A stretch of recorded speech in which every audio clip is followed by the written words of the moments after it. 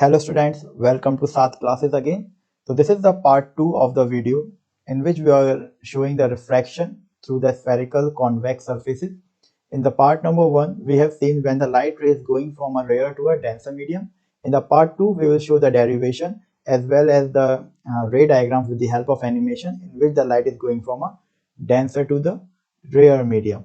These two formulas which we are driving in part 1 and part 2 will be used directly when we are going to our final video, which is the Lensmaker formula. These two formulas are used directly in which the formulas are derived on the basis of the radius of curvature for your image distance, your object distance, and the refractive index of both the mediums. So just to watch the videos till the end, take down the notes because we are going to do the derivation part also. And let's get started with the ray diagram with the help of animation. Starting the video, I will show you some assumptions that we have to take. And the first assumption is that the object source is my point object. Okay, it's not a very big object. The second assumption that we are going to take is the aperture is very small, that is the height of the lens is very small. And the third, all the rays which are coming from the object are paraxial rays. That means they are parallel to principal axis. They are nearly parallel. If they are nearly parallel, the angle which makes with the principal axis is very small. So that's the three assumptions that we are going to take before our derivation. So let's start the derivation. I have taken my denser medium, okay, and around and surrounding this denser medium is the rarer medium having the refractive index mu2. The refractive index of the denser medium is mu1. Now I have drawn one imaginary line which is the principal axis passing through the optical center. In this case, I have taken the optical center to be P and AB is my curvature. The C is the center of curvature and the distance CP will be the radius, okay, because this sphere is cut out and from this center, considering this center, so in this case the CP will become the radius of curvature. I have drawn one imaginary line again. This is the normal which is cutting at point N. Now I will take my object into a denser medium. Now my object will be in the denser medium. In part number 1 of the video, I have taken it in the rarer medium. That's the difference. And the light ray, let me take first ray, which is emitting from object and it is hitting at point N. Now my ray is going from a denser medium into a rarer medium. Now the mediums are changing. At this point, if there is no change in medium, my light ray will go straight. But the mediums are changed, so my light ray will deflect away from the normal. Okay. So before starting, let me call this angle as angle I, which is the angle of which is the angle of incidence, which is making an angle I with the normal. Can you see this normal? So this is the normal, and this I is the angle of incidence. So we know that any light ray going from a denser medium into a rarer medium, it deflects away from the normal. So instead of going straight, it will move away from the normal. So my light ray will move away. Now can you see it move away from the normal and it is going to be hit at the principal axis at this point.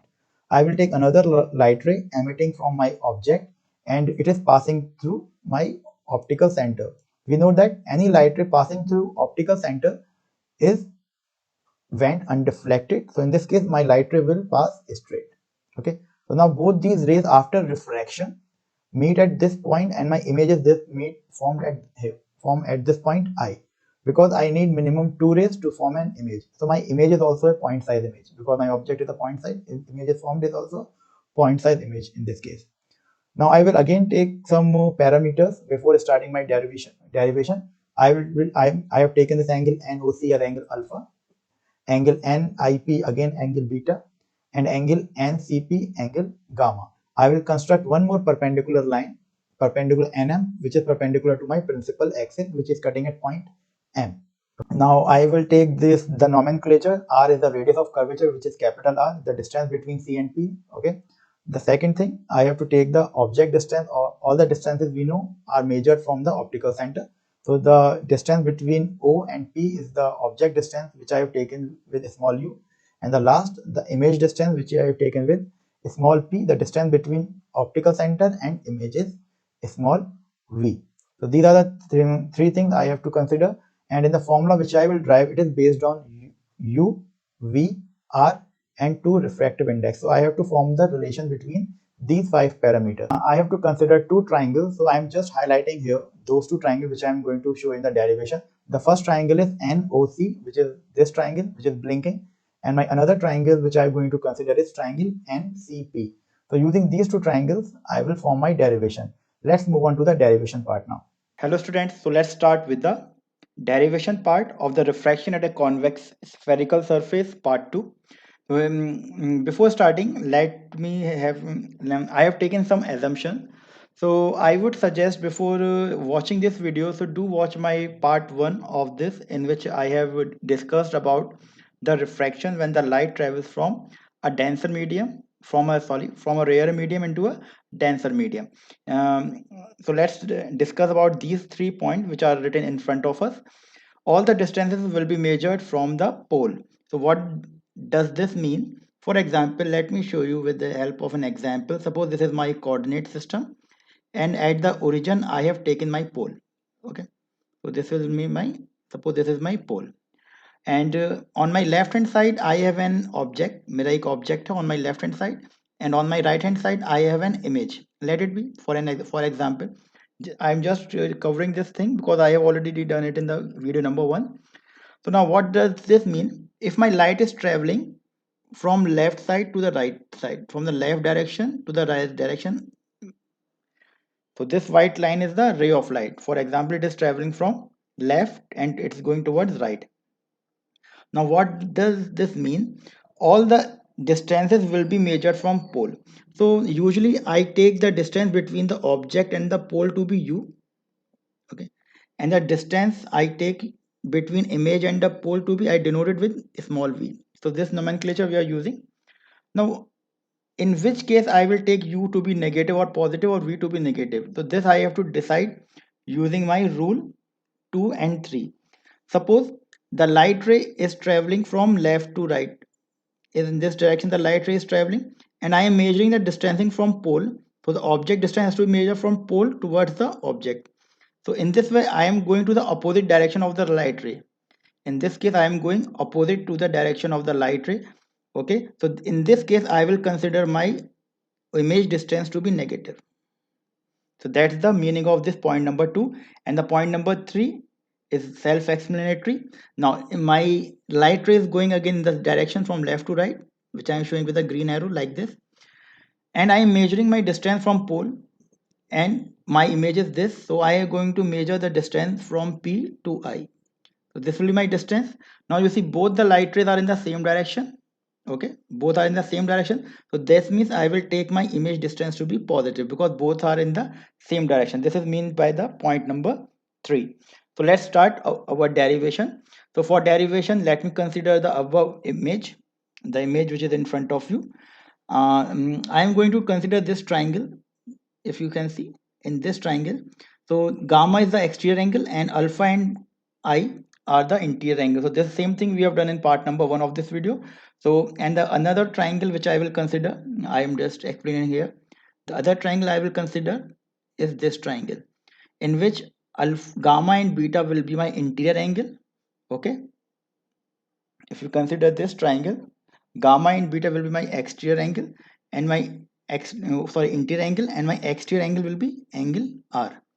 Okay, so I will use these properties of the triangles, and I will write down 2 equations in front of you.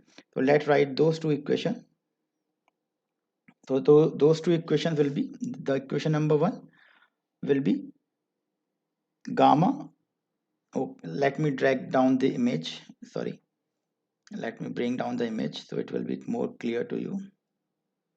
So I will rewrite the equation. Gamma will be equal to angle I plus angle alpha, angle I plus angle alpha, and my angle. So if I want to find the angle I want to find the angle I, it will be equal to gamma minus alpha, and I will treat this equation as equation number 1. Now in my second triangle, in this triangle, I have find the value of R because R is the exterior angle in this triangle. R is the exterior angle, so R will be equal to angle gamma plus angle beta. So I will consider this equation as 2.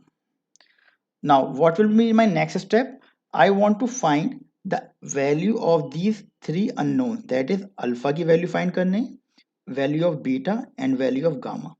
So I will take the help of trigonometry to find the value of these three things. Okay, so now let's consider in this triangle tan alpha.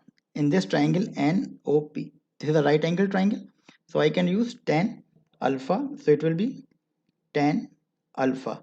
Now this angle is very small, we have already discussed, because these already are paraxial rays. Paraxial rays, they are making these angles a very small degree. So uh, since these two angles are very small, so according to the trigonometry, I can treat this angle as equal to alpha.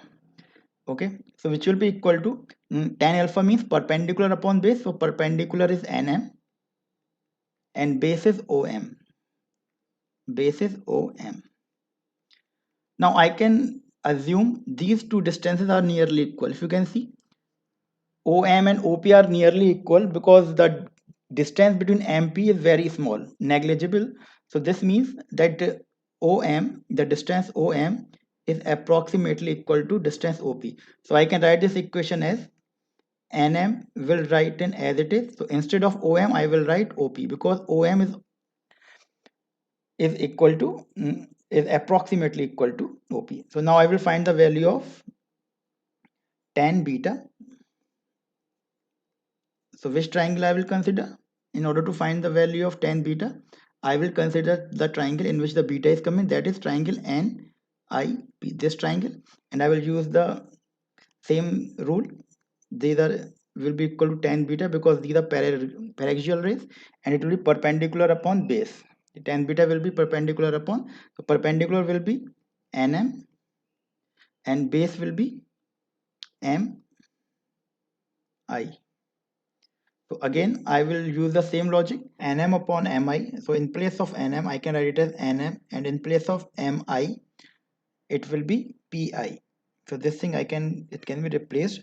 Now I have to consider the triangle in which gamma is coming. This means the triangle NCP. If you see this triangle in which gamma is coming, so gamma is this angle. So I will take the perpendicular upon base. So tan gamma will be, since this angle is again very small angle, so it will be approximately equal to gamma. So perpendicular upon base, so perpendicular is NM, okay, and the base is CM. The base is CM. Now this distance CM will be approximately equal to CP because the distance MP is very negligible. So in place of CM, so it will become NM upon, in place of CM, I can write down CP. Now I have three values, alpha, beta and gamma. So these three values I have already find out. So let me show it over. So these three values I will put in these equations. So let's before jumping on to that, so let me write down one more rule which we have already studied, that is the Snell's law. Snell's law. So Snell's law said that if two rays are going from one medium to another medium, so sine of their angles depends upon their refractive index. So we know that sine I upon sine R, it will be equal to the refractive index in which the ray is going. So ray is going into the rarer medium, that will be mu1 upon mu2, it is coming from the denser medium. So if I cross multiply this equation, it will come out to be mu2 into sine I equal to mu1 multiplied by sine R. Now what I have to do, since these rays are paraxial rays and the angle I and R are very small again. So these angle I and R are very small. So in place of I, in place of sine I, it can be approximated to I only, and sine R can be written as only angle R because these two angles are very small. So this formula will be transformed into mu2 multiplied by I. In place of sin I have written I only, and in place of sin R I have written only R, mu1 into R. So this formula we have got. Now what I will do, in this formula I will put the values of I and r which I have calculated above. Okay, the values which I have calculated above. So let me consider take this equation as equation number 3. So you can write down from equation 1 and 2, substitute substitute the values of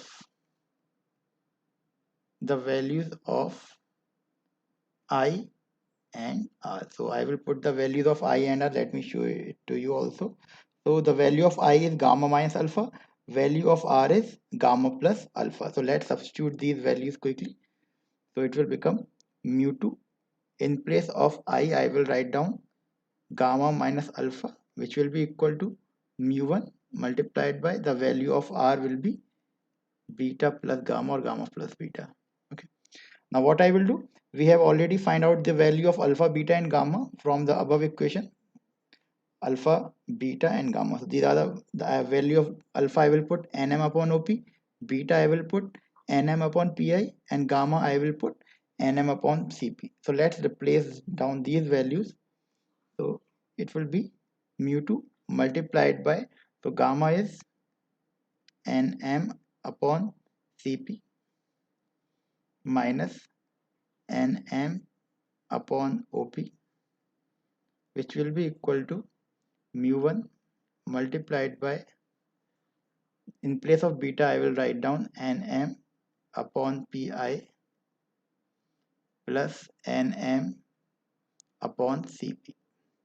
So in our next step what I will do, I will take nm common from both sides and it will be cancelled out. So the equation will be transformed as mu2 upon 1 upon cp minus 1 upon op equal to mu1 into nm upon pi plus, sorry, 1 upon pi plus 1 upon cp. So this is the equation we get. Now before proceeding further, I want to convert these values cp, op, pi. These are the values that I have to write in form of u, v and r. So let me bring down this image again. Let me bring it down so you can it can be explained. Let me drag down this image. Okay, so now my image is here. So now in this diagram, if you can see, my cp is r. So my cp is equal to r. I am not writing the sign right now, so I'm just writing the values. And if you can see, op is equal to u and pi is equal to small v, that is the image distance. Now if you can see, if you consider the distance r, so what is the sign of r? We measure all the distances from pole, okay, and the ray of light are going from left to right in this direction, and the distance of r is cp. So it is just measured from pole, so therefore the direction of radius of r and the light are in opposite direction. So this means it should be a negative sign. Okay, the r must be taken as negative. Similarly with u, so the u will be measured from pole and it is opposite to the direction of the light which is going. So again the value of u will be negative, and for the v it is in the same direction. I am starting from p and going towards I, so this direction will be positive, so the value of v will be positive. So this is how I calculated the values of cp, op and pi. So now let's substitute these three values in this equation. Okay, and transform this equation in form of mu2 u2. So let me write down, let's transform these equations. So it will become mu2 1, in place of cp I can write down minus r. Okay, minus 1 upon op, in place of I can write down minus u, equal to mu1 I will write down as it is. Okay, 1 upon, in place of pi, what I will do, I will write down v plus in place of cp I will write down minus r. Now if I open up the bracket, so you will get minus mu2 upon r plus mu2 upon u equal to mu1 upon v minus mu1 upon r. Now what I will do, I will just rearrange the term. I will just rearrange the term. I will take this term to the right hand side and I will take this term to the left hand side and rearrange it. So it will become mu2 upon u minus mu1 upon v, which will be equal to mu2 upon r minus mu1 upon r.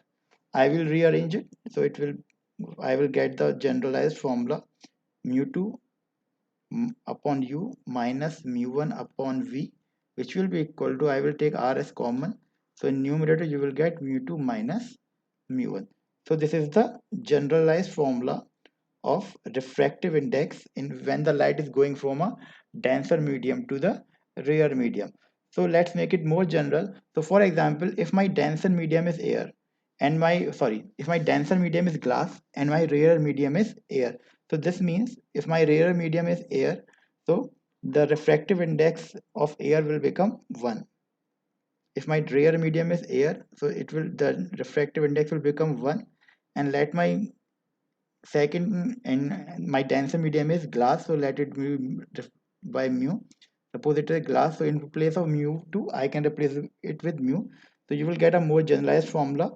When the rare medium is air, in place of mu2 I will write down mu upon u minus 1 upon v. In place of mu1 I will write down 1 equal to mu minus 1 upon r.